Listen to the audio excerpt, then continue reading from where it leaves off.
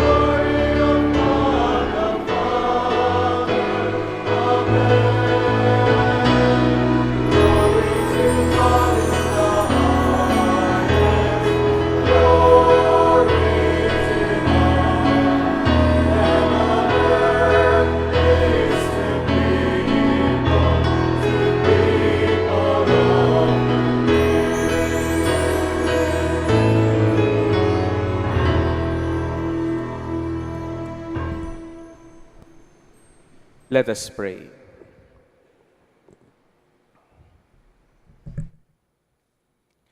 O God, who by the mystery of today's great feast sanctify your whole church in every people and nation, pour out, we pray, the gifts of the Holy Spirit across the face of the earth, and with the divine grace that was at work when the gospel was first proclaimed, fill now once more the hearts of all believers. Through our Lord Jesus Christ, your Son, who lives and reigns with you in the unity of the Holy Spirit, God forever and ever. Amen.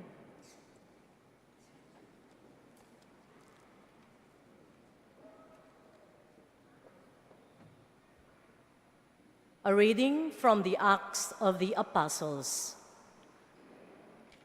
When the time for Pentecost was fulfilled, they were all in one place together.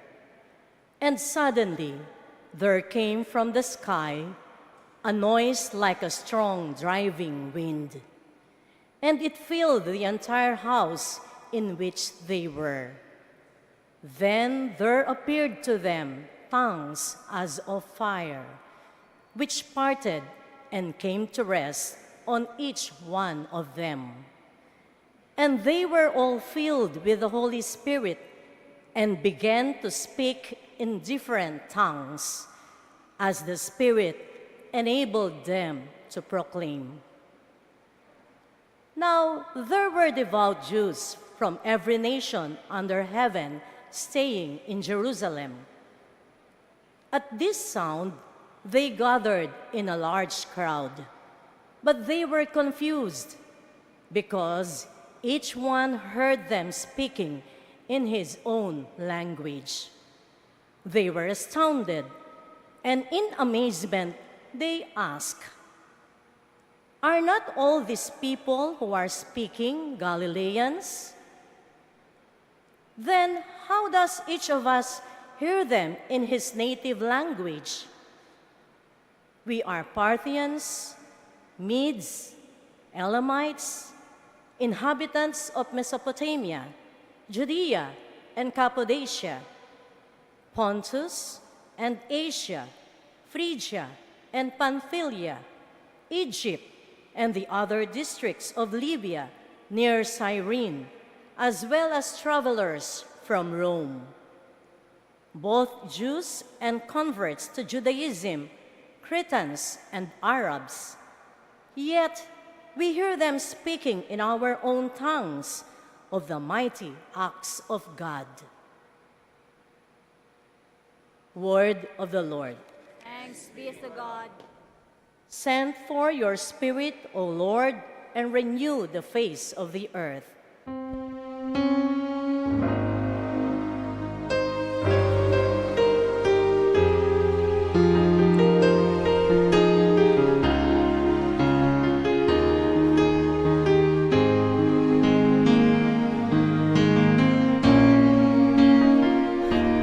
Send forth your Spirit, O Lord, and renew the face of the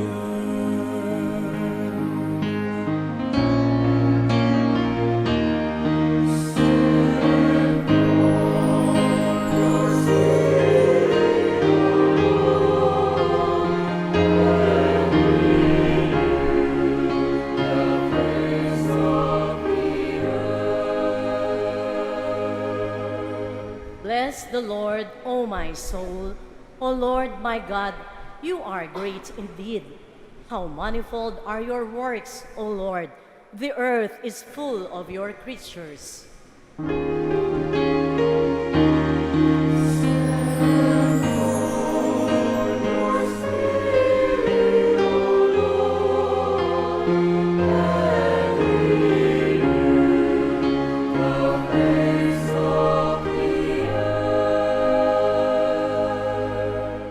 May the glory of the Lord endure forever. May the Lord be glad in his works. Pleasing to him be my theme. I will be glad in the Lord.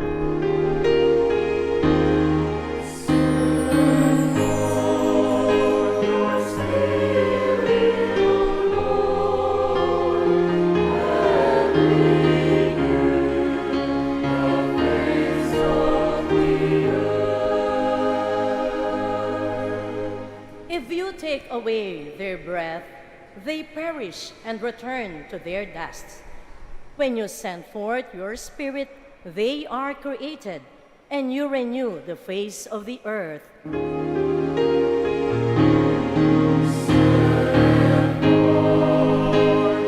Spirit.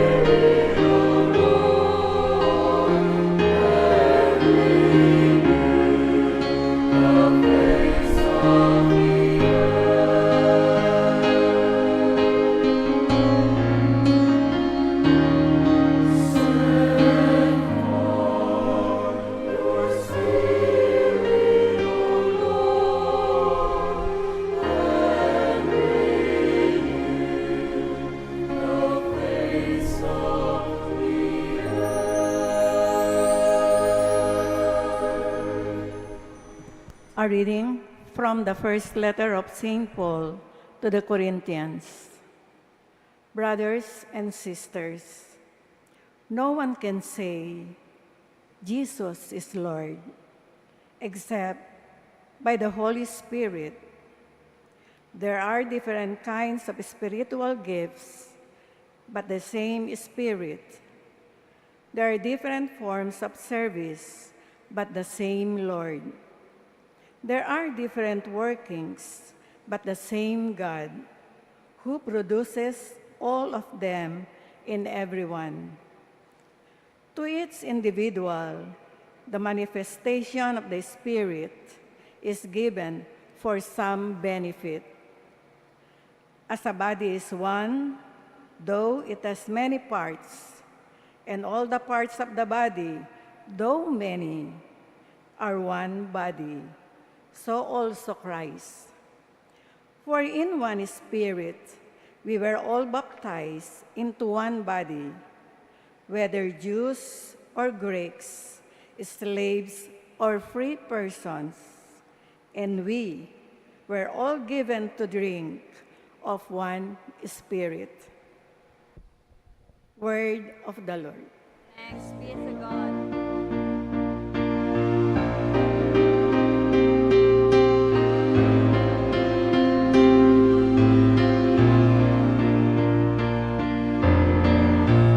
Holy Spirit, come, and from your celestial home, shed a ray of light divine. Come, Father of the poor, come, source of all our store, come within our bosom shine. You of comforters the best, you the soul's most welcome guest, sweet refreshment here below.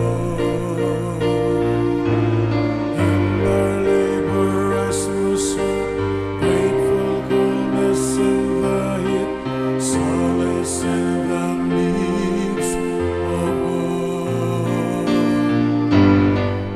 Most blessed light divine, shine within these hearts of time, and our inmost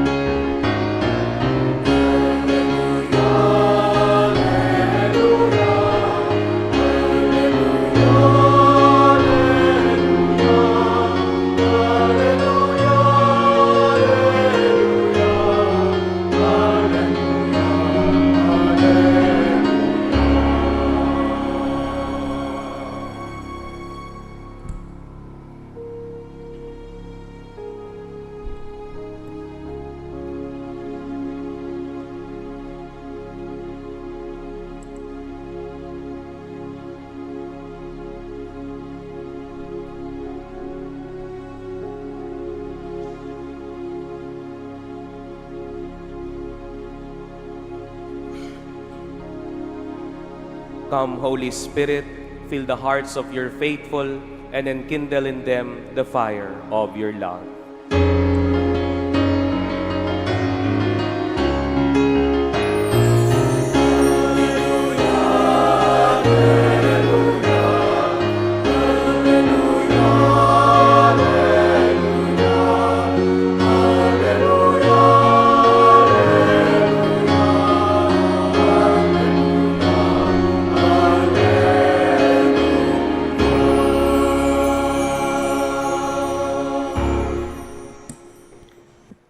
The Lord be with you. With your spirit. A reading from the Holy Gospel according to John. Glory to you, O Lord.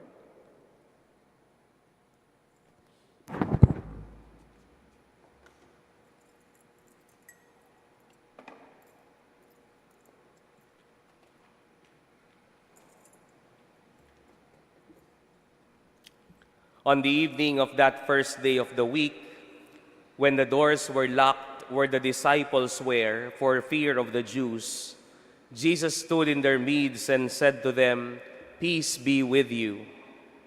When he had said this, he showed them his hands and his side. The disciples rejoiced when they saw the Lord. And Jesus said again, "Peace be with you. As the Father has sent me, so I send you."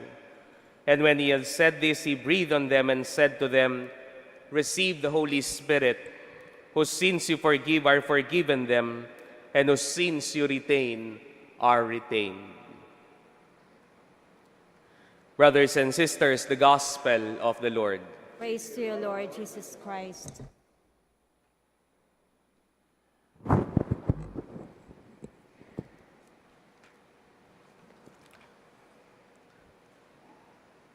Just some context of today's celebration of Pentecost. Ang salitang Pentekoste, o ang tinatawag po nating Pentecost Sunday, ay nanggaling po ito sa piyesta ng mga ninuno nating mga Hudyo. Ano po? Kung natatandaan nyo po ang pista ng Passover para sa kanila, nang sila'y maalipin sa nang sila'y maalipin sa Ehipto, at nang makatakas sila sa pamamagitan ni Moises, nang mahati yung tinatawag po nating Red Sea, nang makarating po sila sa disyerto, nang sila'y mapalaya ng Panginoon, 50 days after that, Moses went up the mountain and God gave him the 10 Commandments. That is why itong araw pong ito ay pista din ng mga Hudyo, ang tinatawag po nilang Feast of Weeks. Ito ang araw, ika-50 araw pagkatapos nilang makalaya sa pagkaalipin sa Ehipto, ay pinagdiriwang nila ang pista ng pagkakabigay ng 10 utos ng Diyos. The Feast of the giving of the law of the covenant to Moses and to the Israelite people. Secondly, it is the same day, 50 days after the resurrection of Jesus. It means Jesus is the fulfillment of the Old Testament. Jesus is the new law. That is why 50 days after the resurrection of the Lord, the Holy Spirit came down to the apostles and He has given them the new law. And that is the law of Jesus, that is the life of Jesus. Sa araw pong ito, 50 days after the resurrection, it is the revelation of the third person of the Holy Trinity, and that is the Holy Spirit. Ang banal na Espiritu ang ipinangako ng Panginoon. Ano po ba ang paalala sa atin ng mabuting balita ngayong araw na ito? Alam niyo po, nung bata po kami po'y nagbabaon kapag pumupunta po kami at nagpupunta po kami at nag-aaral, lalong-lalo na po nung elementary po kami. Bakit? Kasi noon, nung bata ako, nadatnan ko, nung elementary kami, whole day ang pasok. Simula ka ng 7:30 ng umaga, magbe-break kayo na 12:00, babalik kayo ng 1:00, at uuwi kayo 4:00. Kung tinatamad ang teacher mo, i-dismiss kayo ng 3:30. Pero whole day po ang klase namin noon. Yung mga matatanda po sa akin, kitang-kita ko mga mukha ninyo. Ano po? Aminado tayong lahat na ang pasok noon, whole day. Kaya wala kaming time sa mga gadget. Ano po? Wala kaming time sa Peppa Pig. Ano? Wala kaming time sa Netflix. Kaya nga po yung mga cartoons noon, alas 4 ng hapon pinapalabas. Doraemon, Voltes 5. Bakit? Kasi alam ng mga Pilipino na alas 4 pa lang, doon pa lang umuuwi ang mga bata. Kaya nga po, ang oras namin ng buong maghapon, wala po kami sa kwarto. Wala po kami kung saan-saan. Ang oras namin noon, most and the bulk of our time is dedicated to the school, to blackboard.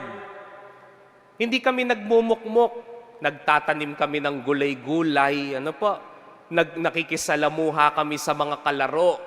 Iyan ang oras namin noon. Kaya nga po, marami po ngayon sa mga kabataan, 3 oras pa lang ang klase, nagrereklamo na. Online class, nagrereklamo. Bakit? Kasi ang gusto, nagdudot-dot na cellphone, nagdudot-dot ng iPad. Ang daming oras na nawawala sa mga bata ngayon, sa mga importanteng bagay. Kaya nga po kahit minsan ayaw namin pumasok sa eskwelahan, we are forced to go to school and to spend our day inside the school, not in the internet, hindi sa mga walang kwentang bagay. Kami ay nag-aaral. Sana ho ganun din ngayon. Ano pong ibig ko sabihin? Dahil hindi mo maitatawid ang maghapon kung wala kang baon. Kaya nga po ang pinaglalagyan po ng baon namin noon, yung mga stainless na patong-patong, yung ginagamit din ng mga construction worker, yung patong-patong na stainless tapos siselyuhin mo doon sa gilid, At para yung ulam mo mainit, yung kanin mo ilagay mo doon sa ilalim. Yung sa taas, hotdog, tosino, itlog. Kaya nga pag may nililigawan ka nun, huwag ka magdadala ng isang hotdog. Magdala ka 2 o kaya 3 para yung kiniligawan mo, bibigyan mo ng isang hotdog, bibigyan mo ng isang itlog, bibigyan mo ng tosino. Yun po ang magtatawid sa iyo sa maghapon. Kasi kung hindi ka kakain ng lunchtime, kami sadsad. Pero kapag tinamad na magluto o nagising ng hindi maaga ang magulang, dadagdagan na lang yung pera mo. Di ba? Pansinin niyo po yun. Ang pagkain na dinadala natin sa eskwelahan, ang tawag dyan ay baon. Kapag wala kang baon na pagkain, dadagdagan na lang yung pera mo. Pero ang tawag din sa pera ay baon. Di po ba? Kailangan mo yun . Bakit? Upang maitawid mo ang maghapon. Mga kapatid, last Sunday, we heard Jesus in our celebration of the Ascension.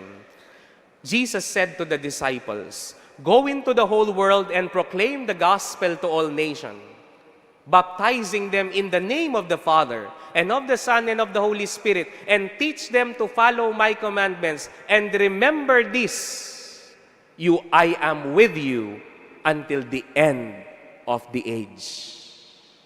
At dahil alam ng Panginoon, katulad na sinasabi na ikalawang pagbasa, na ang mga alagad ay tao. Hindi nila maitatawid ang kanilang misyon na gawing alagad ang buong mundo kung wala silang baon. Kaya nga, pagkatapos ng 1 linggo, we celebrate today Pentecost because the Lord has given the disciples baon. And their baon is the Holy Spirit. And what is the function of the third person of the Holy Trinity? What is the function of the Holy Spirit? The first reading tells us that while the disciples are in the upper room, may malakas na hangin na dumating At ang mga apoy na mukhang dilang apoy ay nagpahinga sa kanilang mga ulo at nagsalita sila ng iba't ibang lengguwahe. Kaya nga yung mga turista sa pista ng Pentecost nagtataka. Sabi nila, hindi ba mga Galilean ito? Galing tayo na Roma, galing tayo ng Mesopotamia, galing tayo ng Cappadocia. Bakit naririnig natin silang nagsasalita ng mga lengguwahe natin? At hindi lang yon, iba't ibang lengguwahe nila, pero nagkakaintindihan sila. My dear brothers and sisters, the Holy Spirit gathers people for a good purpose. That is the first. Tatandaan po natin yun. Kapag ang pinagtitipon natin, ang binabalak natin ay tama, ang binabalak natin ay maganda, pinagpapalayan ng Diyos. Meron po akong kaibigan, 2 doktor, kinasal ko po sila. Ang isa po ay OB-GYN, yung babae, at yung isa po, yung lalaki, ay doktor sa emergency room. At alam naman po natin din ang kalakaran sa mga doktor. Yung mga pharmaceutical companies, nagbibigay yan ng mga libreng bakuna, libreng gamot. Kaya nga hindi lang po mayaman ang mga doktor dahil sa kanila sweldo. Dahil may mga binibigay na vaccine at mga gamot sa kanila, libre. Pwede nila ibenta. Kaya nga, itong 2 doktor na ikinasal ko, gumawa po sila ng kasunduan na kapag sila'y binibigyan ng libreng bakuna ng mga supplier, ng libreng gamot ng mga supplier, hindi nila ibebenta. Dahil kapag may mga pasyenteng lumalapit na dukha, matanda, at hindi kayang magbayad, binibigay nila na libre. Yan ang mga kasunduan, yan ang mga nagtitipon, king Kapampangan, apin dendeng pisa sa pakat, abendisyonan na ni nga pong Ginoo. So always remember that. Na sana kapag kayo'y nagbi-business, kapag kayo'y nagpa-partner, at meron kayong mga partnership, sana hindi yun tungkol sa masama. Sana hindi yung mga pinaplano natin, hindi yung mga bagay na pisa sa pakat tamo at kay ba't gagawa tamong marok. Dahil tatandaan po natin, ang mga grupong pinagpapala ng Diyos ay yung mga grupong pinagtitipon ng Espiritu Santo upang sila ay gumawa ng mabuti. That is why we call this day as the birthday of the church. Because the Lord has gathered the community through the power of the Holy Spirit. For what purpose? So that we may go to the ends of the earth. So that as a church we may do what is good. So that as a church we may speak what is true. And that as a church we may proclaim the goodness of God. And that is the first thing. Ing Espiritu Santo manipon niya. At ding titipuna ding bebendisyonan detang tawong mititipon para king mayap. Second and the last thing, ang Espiritu Santo, kapag nakikita niya po na ang pagtitipon ay tungkol sa masama, winawasak niya ito. Tandaan niyo po yan. Kung kayo po, mag-asawa sa inyong pamilya, ay nag-uusap kayo para gumawa ng masama, wawasakin yan ng Diyos. Kung ang inyong business, nakikipag-partner din kayo sa iba, makisapakat kayo karingaliwa para gawang marok, lasakanin ni nga pong ginuyan. Kaya nga po yan po ang nakakalungkot sa political landscape ng ating bansa. Ano po? Dakal na po ka rin politiko tamo misasapakatla. Emo po king mayap. Nune dakal mo rin misasapakat king marok. Kaya nga po kahit magalit po kayo sa akin, magsasalita ang simbahang Katoliko tungkol sa politikang marumi. Because even Jesus, in his lifetime, in the politics of the Pharisees, in the politics of the scribes, in the politics of the Sadducees, he spoke what is true. First time sa Senado ang barilan. At nakita natin bakit nagkabarilan. Kasi may sasapakatla. At yung isa senador, na ang trabaho'y gumawa ng batas, pumasok pagkatapos ng 5 buwan. Hindi para gumawa ng batas, kundi pumasok, bakit? Para boboto, para palitan ang leader ng Senado. At pagkatapos nun, boboto lang siya, tapos aalis na, tatakas. Is that the senators that you want?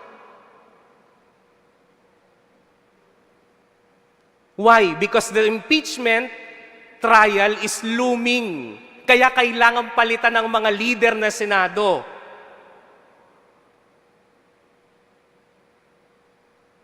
And that is the Philippines that we want.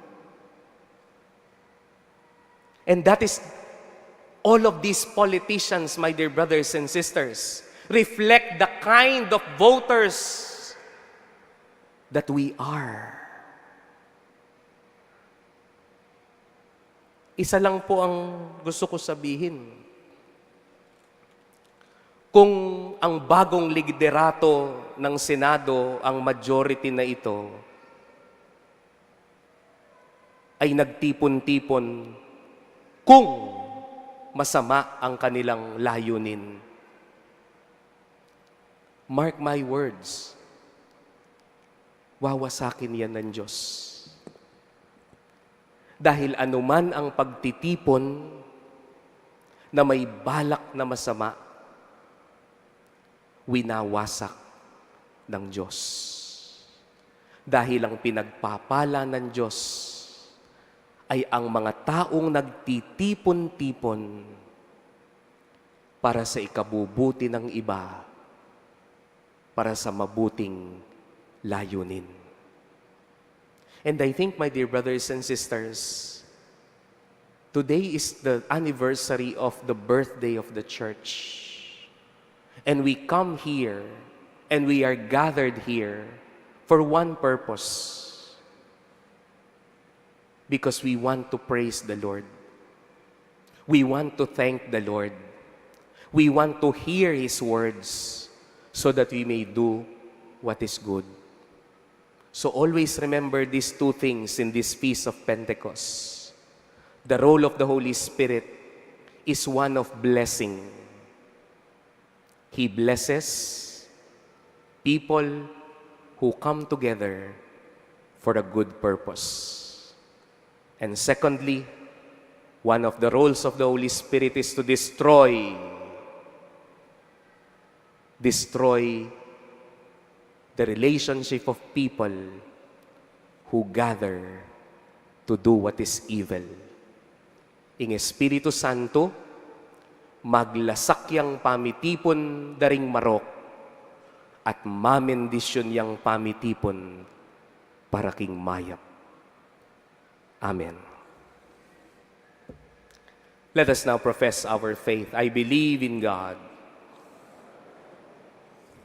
Creator of heaven and earth, I believe in Jesus Christ, only Son, our Lord, who was conceived by the Holy Spirit, born of the Virgin Mary, suffered under Pontius Pilate, was crucified, died, and was buried. He descended into hell. The third day rose again from the dead. He ascended into heaven, and seated at the right hand of God the Father Almighty. From there he shall come again to judge the living and the dead. I believe in the Holy Spirit, the Holy Catholic Church, the communion of saints, the forgiveness of sins, the resurrection of the body, and life everlasting. We bring to the Father our petitions and our prayers, asking the Holy Spirit that He may bless our church so that we may always gather for the good of others. For every petition we pray, let your Spirit renew the face of the earth. Let your Spirit renew the face of the earth.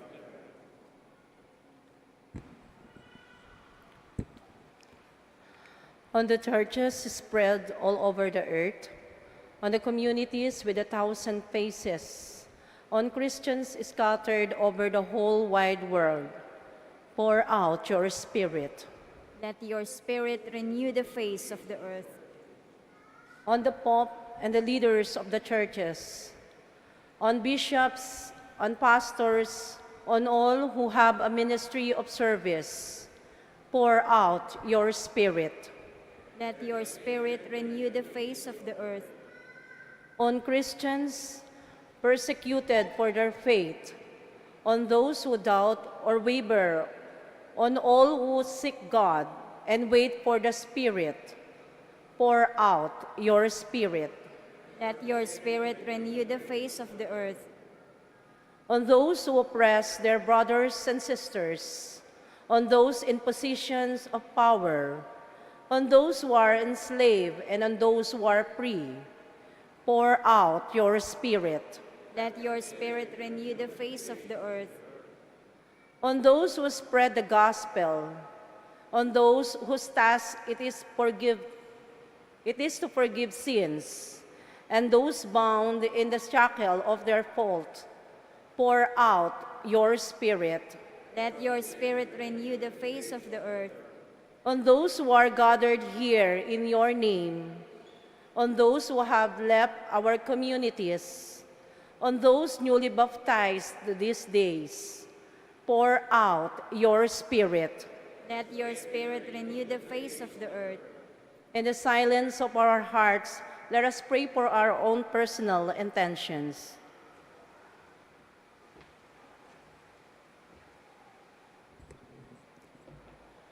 Send your Spirit upon our families. Send your Spirit upon our communities.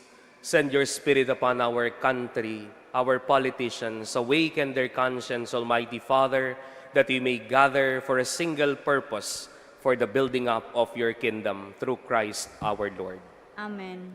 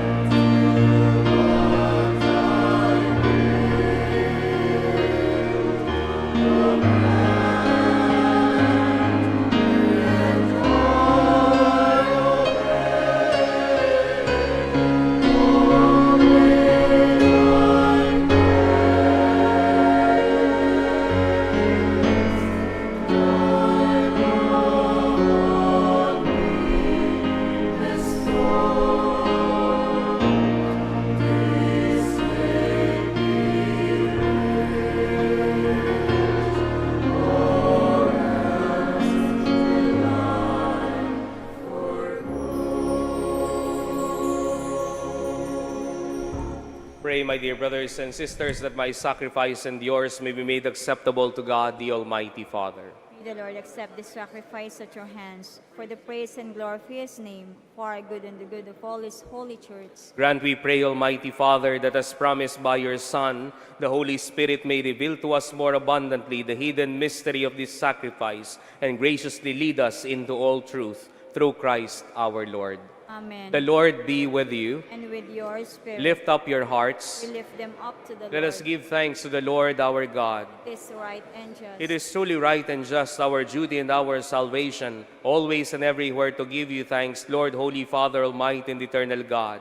For bringing your Paschal mystery to completion, you bestowed the Holy Spirit today on those you made your adopted children by uniting them to your only begotten Son.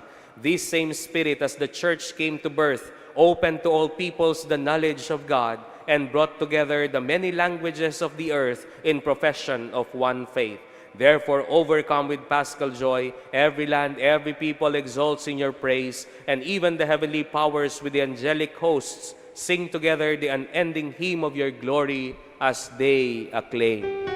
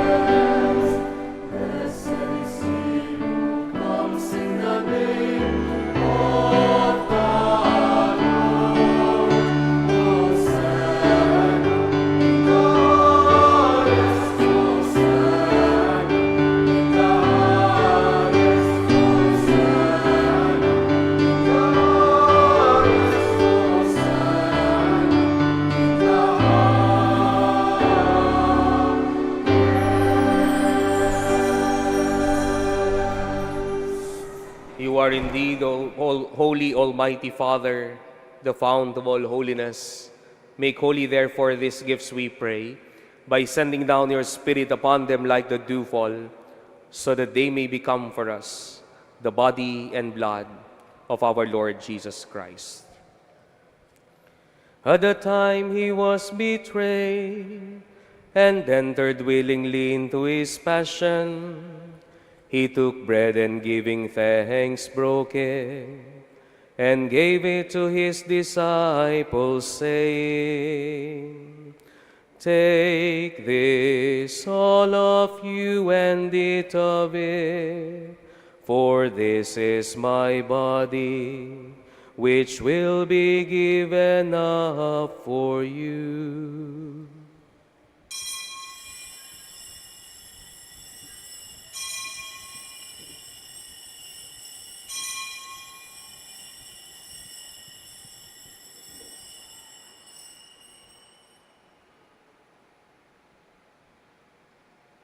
In a similar way, when supper was ended, he took the chalice, once more giving thanks. He gave it to his disciples, saying, Take this, all of you, and drink from it, for this is the chalice of my blood, the blood of the new and eternal covenant, which will be poured out for you and for many, for the forgiveness of sins. Do this in memory of me.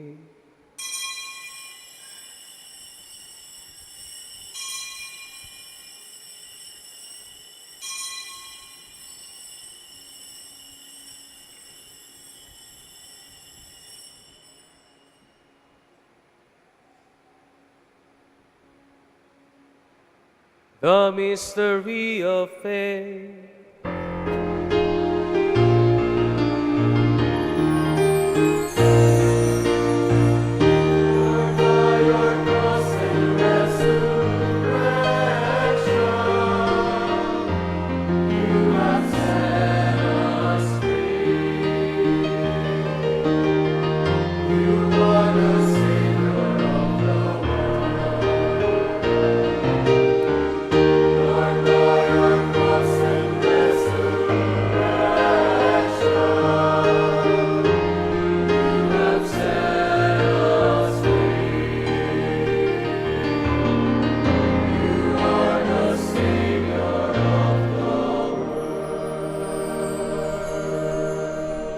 therefore, as we celebrate the memorial of the death and resurrection of your Son, we offer you, Father, the bread of life and the chalice of salvation, giving thanks that you have held us worthy to be in your presence and minister to you. Humbly we pray that partaking of the body and blood of Christ, we may be gathered into one by the Holy Spirit. Remember, Father, your church spread throughout the world, and bring her to the fullness of charity, together with Leo, our Pope, Florentino, our Bishop, and all the clergy. Remember also our brothers and sisters who have fallen asleep in the hope of the resurrection, and all who have died in your mercy. Welcome them into the light of your face. Have mercy on us all, we pray, that with the Blessed Virgin Mary, Mother of God, with Blessed Joseph, her spouse, with the blessed apostles and all the saints who have pleased you throughout the ages, we may merit to be co-heirs to eternal life, and may praise and glorify you through your Son, Jesus Christ.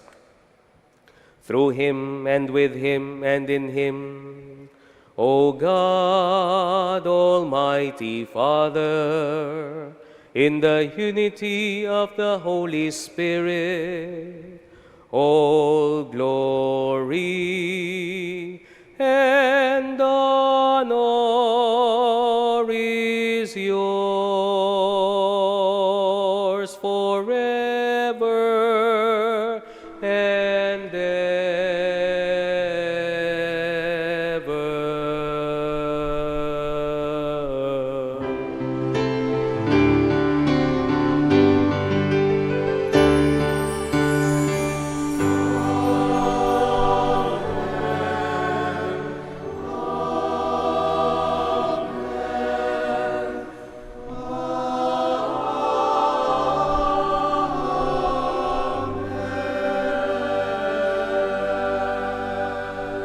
Embraced by the Spirit of Christ, we now call on God, our Father.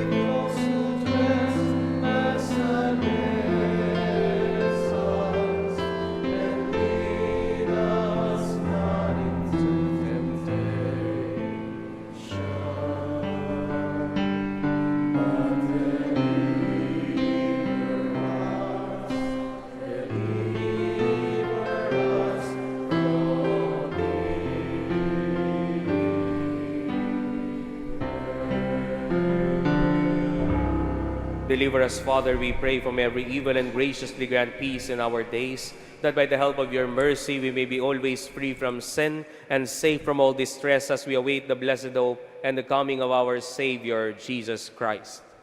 For the kingdom, the power, and the glory are yours, now and forever. Lord Jesus Christ, who said to your apostles, "Peace I leave you, my peace I give you," look not on our sins, but on the faith of your church, and graciously grant her peace and unity in accordance with your will, who live and reign forever and ever. The peace of the Lord be with you always. And with your spirit. Let us offer to each other the peace of the risen Christ. Peace be with you po.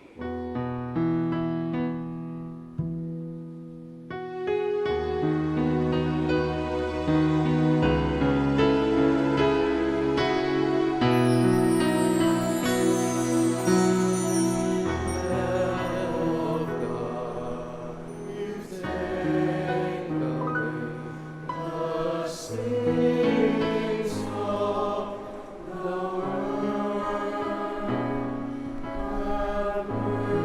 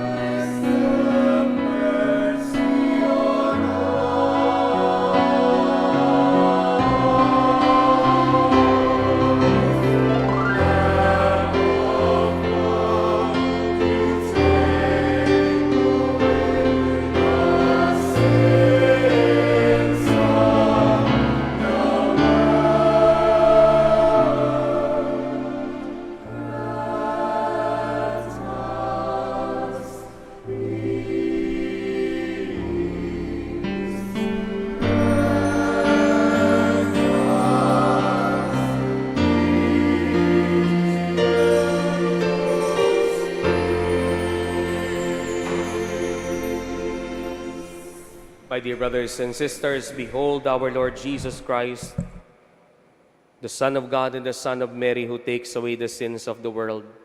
Blessed are those called to the supper of the Lamb. Lord, Worthy that you should enter under my roof, but only say the word, and my soul shall be healed.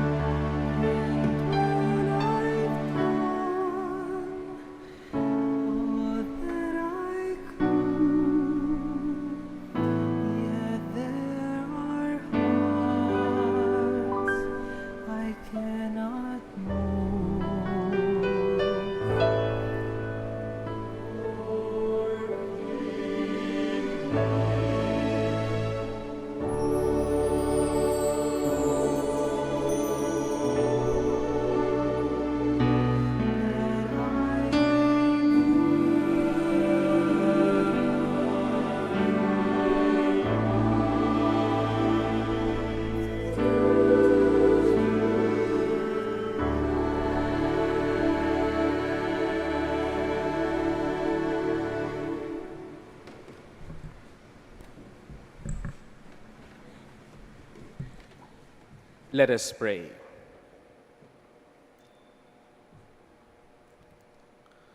O God, who bestow heavenly gifts upon your church, safeguard, we pray, the grace you have given, that the gift of the Holy Spirit poured out upon her may retain all its force, and that this spiritual food, the body and blood of Christ, may gain her abundance of eternal redemption through Christ our Lord.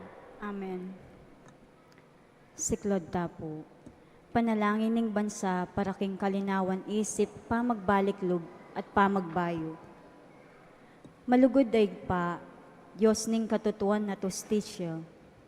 Tinubod ming bugtong mga anak Yesu Kristo, aking kapamilataning kayang pamaylasa, kamatayan at pamanyubling mebye, pepahayag na ingkekang pakalulo, at sinot na kami keka at kingyato.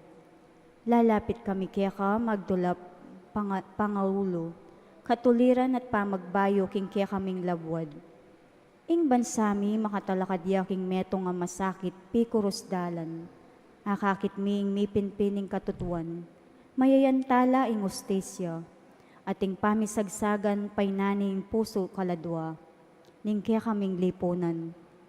Ipanalangin milaret ang mipagkatiwalan mamuntukan, awsan mo lang magbalik lub king banala obligasyon ning karelang pamanungkulan. Sumuyo lasanang mitmong katapatan, katuliran at pamagmalasakit. Pagkamalan mo lang kabyasnan, magobra kambening masusing pamanintindi. Sikanan ban makapagpursigi king dangalan. At kapag pakumbaban ban emaninton pamanablas, nune katuliran. Alipan sariling ambisyon, nune ikakayap ding sabla. Patawaran mo kami, king pamipikit mi karing matami, king nanumang gusto at matulid, king pamananggap mi karing kasangkanan, king lugal na ning kapakibatan, karing dapat mi, at king mi paboren mi ing pangawalaning kapanayan at pamisan metong, pahinaking kaya kaming kapanayan para karing kaya kaming memalen. Akuan ming dakalabeses may naimik kami. Arapaning ngayustong kararaptanan, uling piniliming mayan at alang kasakit-sakit kaya kami, kaya saking konsensyami. Ing takot kaya saking katapangan, ing kayalan malasakit, kesa aking responsibilidad. O banal na Espiritu, ibayo mo la ring puso mi, at taslagan mo la ring kaisipan mi. Dala mo kami, iba't king kailan, pakyalam papunta king pamagmalasakit, iba't king katahimikan, papunta king mitmong katapatan, adapat iba't king pamisagsagan, papunta king pamisan metong, at iba't king kasiranlog, papunta king kapanayan. Ituro mo kaming talakad magluwalo para king katutuan, mitmong kalinawan, at pagpursigyan ning ustisya kambening pakalulo, at maging kasangkapan ning kapayapan, at pamikasundo. Ipaslagme ing kaya kang sala, king kaya kaming bansa, pakayapan mo ing may nga sira, ulwan mo ing may nga sugat, at italakad ming metong nga balayan, ay maglibe king katutuan para mo king kangasnawan, at masusuko king kayapan pauli ning takot. Manano na sana iti maging banal ning panahon, ning pamagbaliklog, kapanisyan at kapaglarinan, at pamagbayo para king kakatamong bansa. Ban kanita maging tunay kaming bansang may bibye, king kasalpantayanan, kapanayan at lugod, lalam ning pamaningat mo, anting igpami. Itingan adwan mi, king kapamilatan ng ginuming Jesucristo ng anak mo, ang mabibye ampon magari kambe mo, king kametunganing banalay Espiritu, Diyos manggaman king alananga, Virgen de los Remedios, induning kapaldanan, panalangin mo kami. San Lorenzo Ruiz at San Pedro Calungsod, panalangin mo kami. San Miguel Arcangel, ipanalangin mo kami. Di takpong kapabalwan, anting kapag masusyanta mo king bula ning Indong Maria ngening Flores de Mayo, imbes na sampagal ring idawon tamo king Virhen, ing idawon tamo malyaring sabon pamipi, sabon pandilo at aliwang gamit kalinisan kalupa ning toothbrush. Deti idake talaking kaparokya tamong magkasakit, malyari talang ibiedeti king opisina ning parokya o king harapan ning Virhen ning Fatima, keti king harap ning sanktuaryo. Dakal pong salamat.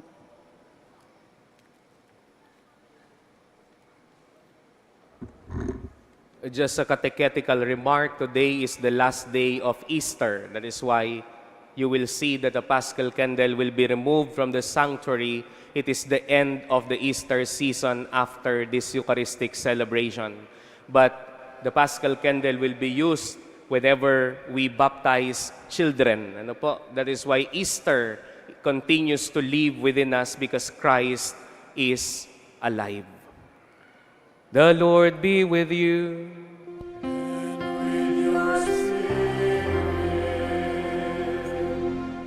Mahirap po ang misyon natin bilang simbahan na magtipon-tipon para sa mabuti, magtipon-tipon para sa totoo, magtipon-tipon para sa ikabubuti ng iba. Ngunit binigyan po tayo ng Espiritu Santo bilang baon natin, naway lagi tayong magtipon-tipon para sa pagkatayo ng kaharian ng Diyos dito sa lupa. And may Almighty God bless you, the Father and the Son and the Holy Spirit.